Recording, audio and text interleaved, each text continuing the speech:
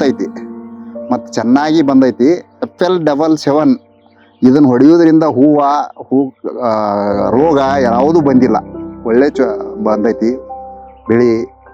ಉಪಯೋಗ ಮಾಡಾಕ ಏನು ಅಡ್ಡಿ ಇಲ್ಲ. 2 ಸಲ ಉಪಯೋಗ ಮಾಡೇವು. 3ನೇದ್ದು ಹೊಡಿಬೇಕಂತ ಐತಿ ಈಗ. ಮತ್ತು ಇದನ್ನ ಎರಡು ಸಲ ಯೂಸ್ ಮಾಡೇವು. ಇದನ್ನ ಡ್ರಂಚಿಂಗ್ ಮಾಡೇವು, ಇದನ್ನ ಸ್ಪ್ರೇ ಮಾಡೇವು. ಒಳ್ಳೆ ಇಳುವರಿನೂ ಬಂದೈತಿ. ನಮ್ಗೆ ಯಾರು ರೋಗನೂ ಕಾಡೋದಿಲ್ಲ, ಏನೂ ಇಲ್ಲ. ಬಂದೈತಿ, ಒಳ್ಳೆ ಇಳುವರಿ ಬಂದೈತಿ.